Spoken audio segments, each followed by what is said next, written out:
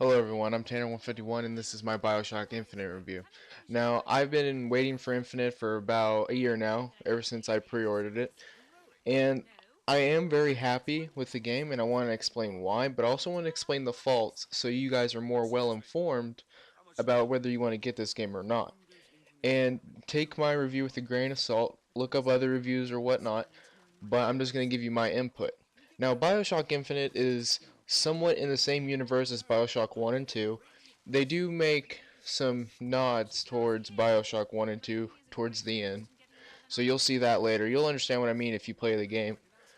Now, the campaign is essentially this. This guy named Booker DeWitt, who's a former Pinkerton agent, he has a lot of debt. He's done some gambling, he has a lot of debt, and to pay that off, someone hires him to go up to Columbia, which is a floating city in the sky, to bring back this girl Elizabeth, and they'll wipe away his debt. And he's like, alright, I'll do it. He'll do anything at this point. He doesn't care. He just wants to get the job done. He does not care what happens.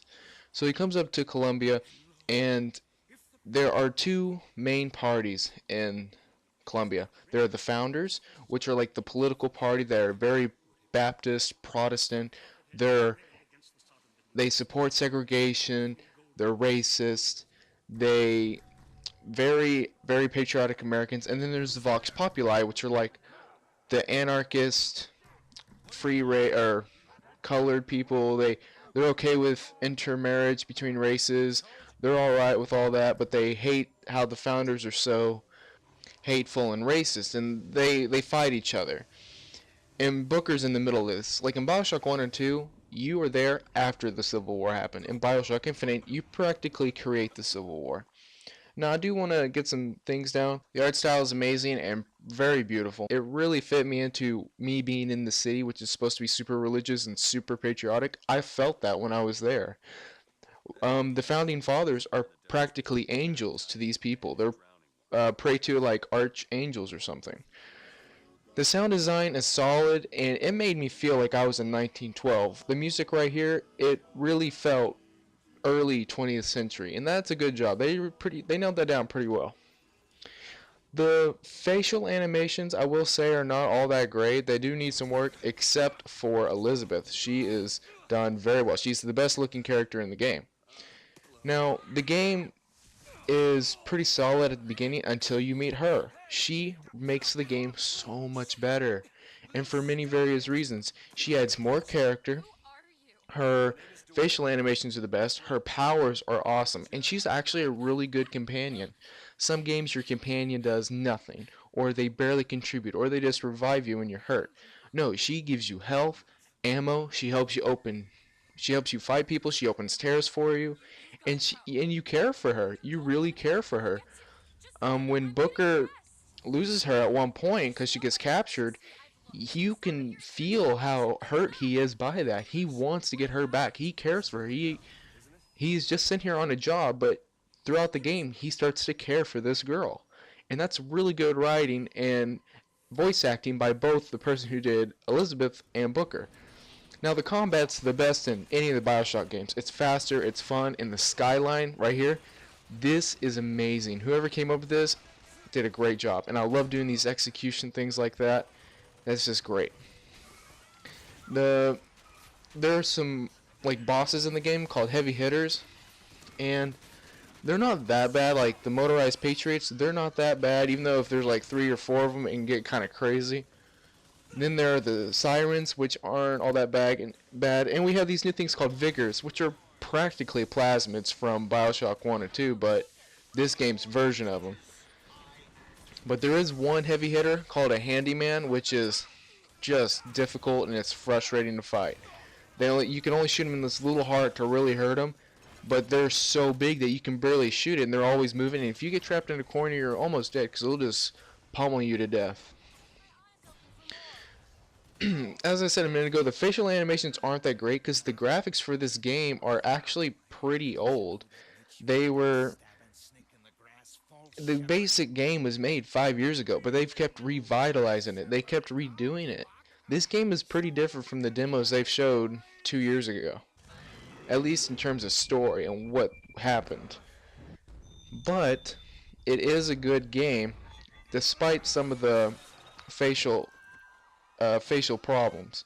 Like lip syncing doesn't seem pretty solid, except on Elizabeth. They did nail her down, but on other characters it just seems not half-assed, but just not done well. There are a lot of pop-ins at some points, even on characters. There are just pop-ins on their faces, and sometimes on a gun. But in the background, it's very noticeable. Pop-ins pop in all the time, obviously. It's it's kind of frustrating to see because I really don't like to see those in games at this day and age. But then I have to remember that this game, some of the coding is about 5 years old, so I'll let them have it there. I'll give them a break there. Now I played on the Xbox 360, which is not the superior version of this game. The PC is the superior version due to very few pop-ins, cleaner graphics, way better graphics, and the ability to switch to your Vigors really quick instead of holding down like an LB button to do it. Now, this game, it did not have multiplayer, even though it was supposed to have multiplayer. They cut it out about 6 or 7 months ago due to Ken Levine said it just didn't fit the game well, and I'm kind of debating on whether that was a good thing or a bad thing, because when they cut out the multiplayer, a lot of people left in irrational games, but some came in, like Rod Ferguson from Gears of War. So I'm kind of iffy on that. Would the game would have been better with multiplayer? Would it have been as good if it had it? I don't know. We don't know. We can't really tell. I would have liked to seen a multiplayer game mode anyway, just so I could have played it and experienced it. And if it wasn't good, it wasn't good. But it's not there. So that's good or bad. Now, the campaign took me about 12 hours, which is actually pretty good considering I didn't really rush through it, but I just walked right through. I didn't really go and hunt all these collectibles because there are a ton of collectibles. I just pretty much went all through. In the game, you can also upgrade your weapons and enhance your vigors with using silver eagles, which is money laying on the ground everywhere. You can loot bodies for these supplies. You get these things called gears, which is pretty much clothing items, but they also enhance your abilities, which is kind of weird, but they also enhance your abilities like a hat, or you get a gear and it's like a picture of a hat, but it enhances your fire damage by like 300%, something weird like that. But your character model does not actually wear a hat. Now, as I said earlier, the character animations, they're not all that great. The faces in particular, the lip sync's not that good. Except on Elizabeth, lip sync's not that good. The character model themselves look outdated. They don't really look as modern and up to par as many other games now. But considering this game has a 5-year-old engine that's trying to keep up, I'll let them have it. Because some of the basic code is 5 years old. They've updated it, but you can tell its age. Except on the PC where it looks a lot better. Character faces look really muddy. Uniforms look blurred and muddy.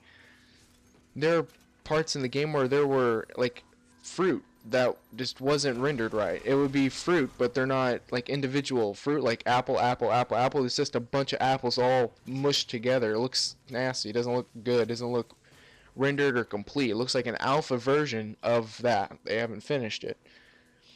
And I do understand that due to the long development time and cutting out, adding this, cutting out, and adding this, that some things may have been overlooked or just not really paid attention to.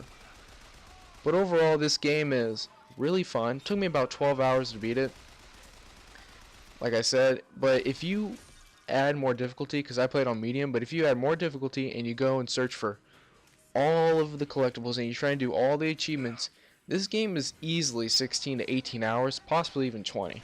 So if you are a fan of BioShock 1 and 2, I highly suggest BioShock Infinite. If you haven't played BioShock 1 and 2, I still highly suggest BioShock Infinite because it's a great game.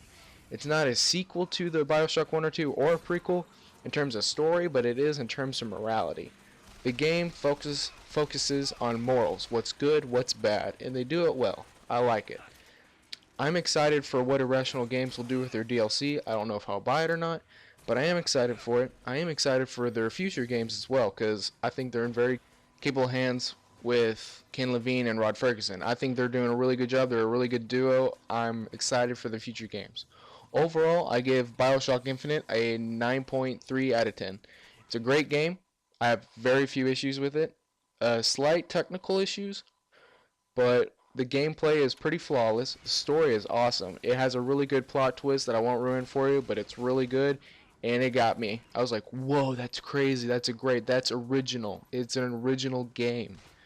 No multiplayer in, a little disappointing, but overall 9.3. I can't say I'm disappointed with my purchase. I hope you guys go out and buy it and try it for yourselves. If not, at least rent it, give it a try. Anyway, guys, thank you for watching this video, and I'll see y'all in my next one.